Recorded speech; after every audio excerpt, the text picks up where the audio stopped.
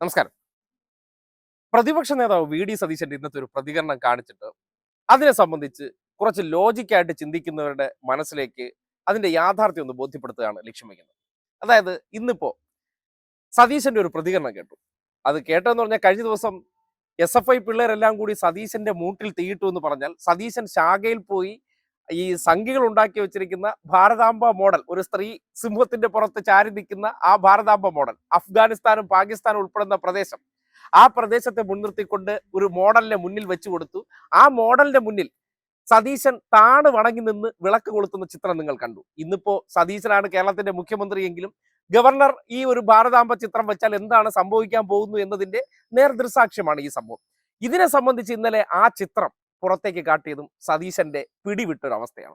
എന്നിട്ട് ഇന്ന് അദ്ദേഹം ഈ വിഷയത്തെ ന്യായീകരിക്കാൻ വേണ്ടി പറഞ്ഞ ഒരു ഉദാഹരണമുണ്ട്. വളരെ കൃത്യമായിട്ട് ശ്രദ്ധിക്കുക.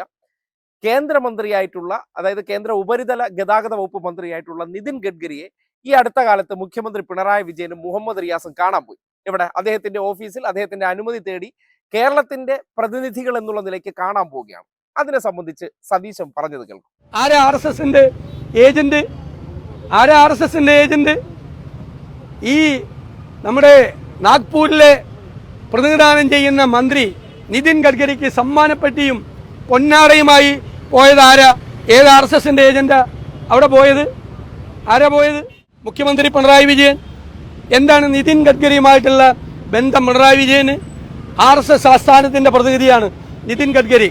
സംഘപരിവാറുമായിട്ടുള്ള പിണറായി വിജയന്റെയും കേരളത്തിലെ CPM-ന്റെയും ഇടനിലക്കാരനാണ് നിതിൻ ഗഡ്കരി. കേട്ടില്ലേ? മുഖ്യമന്ത്രി നേരെ ഡൽഹി പോയ സന്ദർഭത്തിൽ RSS ഏജന്റ് ആയിട്ടുള്ള ഒരു കേന്ദ്രമന്ത്രിയെ നേരിട്ട് കണ്ട് അദ്ദേഹത്തിന് ഈ കയ്യിൽ ഒരു സമ്മാനം കൊടുത്തു.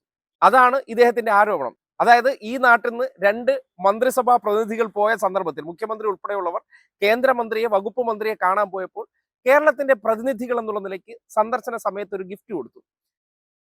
ആ ഒരു ദൃശ്യം ഈ കാണുന്നതാണ് സതീശൻ പറയുന്നത്. കണ്ടല്ലോ നിങ്ങൾ? ഈ ദൃശ്യമാണ് ഇത്. ഈ അടുത്ത ദിവസം ഈ ദേശീയപാതയിൽ വിള്ളലുണ്ടായ പ്രശ്നം ചിലയിടങ്ങളിൽ തകർന്നു വീണ സന്ദർഭത്തിൽ പോയപ്പോഴാണ് ഇങ്ങനെ ഒരു ഗിഫ്റ്റ് കൊടുത്തത്. നിങ്ങൾ ഒരു വീട്ടിലേക്ക് പോവുകയാണ്. ആ വീട്ടിലേക്ക് പോകുന്ന സന്ദർഭത്തിൽ സതീശനെ പോലുള്ള മാടമ്പിമാർ ആ വീട്ടിലേക്ക് പോകുമ്പോൾ ഒന്നും മാറ്റൊന്നുമില്ല. സതീശന്റെ രീതി നമുക്കൊന്ന് ആലോചിച്ചു. അതായത് ഇങ്ങനെ ഒരു സംഭവം ഉണ്ടാകുകയാണ്, സതീശനാണ് മുഖ്യമന്ത്രിയെങ്കിൽ നേരെ ഇവിടെ നിന്ന് ഫ്ലൈറ്റും പിടിച്ച്, ചോദ്യവും പറച്ചിലൊന്നുമില്ല, സതീശൻ ഫ്ലൈറ്റ് പിടിക്കുന്നു, നേരെ കയറുന്നു. എവിടെ ഇറങ്ങുന്നു? ഡൽഹി ഇറങ്ങുന്നു. കൈ കിട്ടുന്ന ഒരു വണ്ടി പിടിച്ചിട്ട് നേരെ ചെന്ന് നിതിൻ ഗഡ്കരിയുടെ ഓഫീസിന്റെ മുന്നിൽ ചെന്നിട്ട് എന്താ പറയുക, ഗഡ്കരി ഇറങ്ങടാ വെളിയിൽ, ഇങ്ങോട്ട് വാടാ, നീ എന്താടാ ചെയ്തതെന്ന് പറഞ്ഞ് ഈ കോളറിൽ പിടിച്ചിട്ട് ഒറ്റയാടി കവാലം പുളക്കാം. നീ ഇങ്ങനെയാടാ ദേശീയവാദം ഉണ്ടാക്കി വെക്കണം, നീ കൂടുതൽ കളിച്ചാണ് നിന്റെ കൂം പിടിച്ച് വാട്ടൂടാ. ഇതാണ് സതീശൻ ഒരുപക്ഷെ മുഖ്യമന്ത്രി ആയിരുന്നെങ്കിൽ ചെയ്യുമെന്നാണ് സതീശൻ പറഞ്ഞു വരുന്നത്. അതായത് നമ്മുടെ നാട്ടിന്റെ സംസ്കാരവും അല്ലെങ്കിൽ പൈതൃകവും അതൊക്കെ മുൻനിർത്തിക്കൊണ്ടും മര്യാദയും മുൻനിർത്തിക്കൊണ്ട് ആതിഥേയ മര്യാദയുടെ ഭാഗമായി നമ്മൾ അവിടെ ചെല്ലുമ്പോൾ അവർക്ക് ഒരു സമ്മാനം കൊടുക്കുക എന്ന് പറയുന്നത് ഈ നാടിന്റെ ഒരു മാതൃകയാണ്, ഒരു പ്രതീകമാണ്. പക്ഷേ അത് ചെയ്തു കഴിഞ്ഞാൽ അതെന്താണ്? അത് RSSുമായിട്ടുള്ള ബന്ധമാണ്. ഈ സതീശന് ഇഫ്താർ വിരുന്നിൽ വിളിച്ച് ഭക്ഷണം കൊടുക്കുന്നു. എന്തിന്റെ ഭാഗമായിട്ടാണ്? സതീശൻ മറുനാടൻ ഷാജൻസ് കറിയെ വിളിച്ചിട്ട് അദ്ദേഹത്തിന്റെ ഇഫ്താർ വിരുന്നിൽ ആഹാരം കൊടുക്കേണ്ട കാര്യം എന്തായിരുന്നു? സതീശൻ എന്തിനാണ് ഈ പറയുന്ന ഷാജൻസ് കറിയായിട്ട് ബന്ധം വെക്കേണ്ട കാര്യം? അഖിൽ മാരാർ എന്ന സംഖ്യയായിട്ട് ബന്ധം വെക്കേണ്ട കാര്യം എന്താണ്? അതൊക്കെ ഞങ്ങളുടെ സംഖ്യ ബന്ധമായിട്ട് നിങ്ങൾ കൂട്ടരുത്. ഇതിനെ ഞങ്ങൾ ഒരു കഥയുണ്ടാക്കും. ആ കഥയുണ്ടാക്കിയതിന് ശേഷം ഇതൊക്കെയാണ് പിണറായി വിജയന്റെ RSS ബന്ധം. ഇതൊന്നും ആരും തലയിൽ മുണ്ടിട്ട് പോയി ചെയ്ത പ്രവർത്തനമാണോ? അല്ല.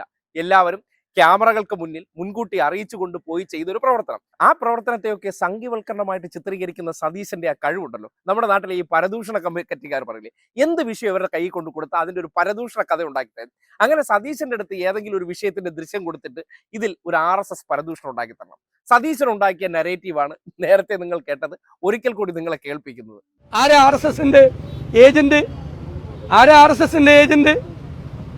ഈ നമ്മുടെ നാഗ്പൂരിലെ പ്രതിനിധാനം ചെയ്യുന്ന മന്ത്രി നിതിൻ ഗഡ്കരിക്ക് സമ്മാനപ്പെട്ടിയും പൊന്നാടയുമായി പോയത് ആരാ? ഏത് RSSന്റെ ഏജന്റാ അവിടെ പോയത്? ആരാ പോയത്? മുഖ്യമന്ത്രി പിണറായി വിജയൻ. എന്താണ് നിതിൻ ഗഡ്കരിയുമായിട്ടുള്ള ബന്ധം? പിണറായി വിജയന് RSS ആസ്ഥാനത്തിന്റെ പ്രതിനിധിയാണ് നിതിൻ ഗഡ്കരി. സംഘപരിവാറുമായിട്ടുള്ള പിണറായി വിജയന്റെയും കേരളത്തിലെ CPM-ന്റെയും ഇടനിലക്കാരനാണ് നിതിൻ ഗഡ്കരി. എങ്ങനെയുണ്ട്? ഒരു കേന്ദ്രമന്ത്രിമാരുടെ അടുത്തൊക്കെ നമ്മൾ പോകുമ്പോൾ ചെയ്യുന്ന പ്രവർത്തനം, അത് അവർ ഇങ്ങോട്ട് വരുമ്പോഴും ഉണ്ടാകുന്ന, സ്വീകരിക്കുമ്പോൾ ഇപ്പോൾ മോഡിക്ക് ഒരു പൂച്ചണ്ട് കൊടുത്തിട്ട് കൈ പിടിക്കുമ്പോൾ ഒരു രണ്ടിടത്തുള്ള മുഖ്യമന്ത്രിമാർ, പിന്നെ നാട് നീളെ പോകുമ്പോൾ മോഡി അങ്ങനെ കൈ പിടിക്കുന്നു എന്ന് പറഞ്ഞാൽ സാധാരണഗതിയിൽ കെട്ടിപ്പിടിക്കാറാണ് പതിവ്. ഇവിടെ അങ്ങനത്തെ ഒരു രീതി കാണിക്കാത്തത് ഇത്തരം ആൾക്കാർ, അങ്ങനത്തെ ആൾക്കാരെല്ലാം തിരിച്ചറിഞ്ഞുകൊണ്ടാണ്.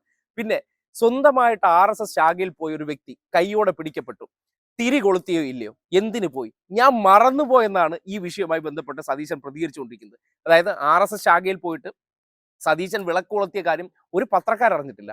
ഈ ദൃശ്യം ആരുടെ പക്കലുണ്ടായിരുന്നു? RSSകാരുടെ പക്കലുണ്ടായിരുന്നു.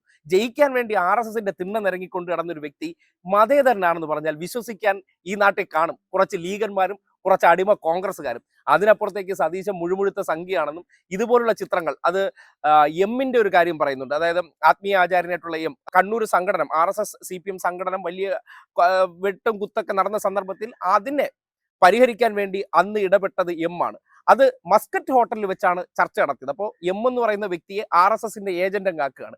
ഇങ്ങനെ പലരെയും സതീശൻ ചാപ്പകുത്തി 77 സ്ഥിരം കഥയൊക്കെ ഇറക്കി സതീശൻ എങ്ങനെയാണ് ഒരു വിഷയത്തിൽ താൻ ചെയ്ത തെറ്റിനെ മറ്റുള്ളവരെ കൂടി കരിവാരി തേച്ചുകൊണ്ട്, ചെളിവാരി തേച്ചുകൊണ്ട് ഊരിപ്പോകുന്നതിന്റെ ഉദാഹരണമാണ് ഇതെന്ന് നിങ്ങൾ മനസ്സിലാക്കേണ്ടി വരികയാണ്. കേന്ദ്രമന്ത്രിമാരെ ഇന്ന് കാണേണ്ട എങ്ങനെയല്ല, ഫെഡറൽ സിസ്റ്റം പ്രകാരമാണെങ്കിൽ അവിടെ ചെന്നുടനെ എന്ത് ചെയ്യണം, നമുക്ക് എന്തെങ്കിലും പ്രശ്നം ഉണ്ടെങ്കിൽ അവന്റെ കവാലം പുളക്കം ഒന്ന് കൊടുത്തിട്ട് വേണം എന്തെങ്കിലും സംസാരിക്കേണ്ടതാണ് കേരളത്തിന്റെ പ്രതിനിധികളായിട്ട് അല്ലെങ്കിൽ മുഖ്യമന്ത്രി ചെയ്താൽ അതിനെ സതീശൻ കൈകൊട്ടി ഹീറോയിസ്റ്റിക് പരിവേഷം എന്ന് പറയുമെന്നാണ് പറഞ്ഞത്. തൽക്കാലം സതീശന്റെ സർട്ടിഫിക്കറ്റ് ഇതിനൊന്നും ആവശ്യമില്ല.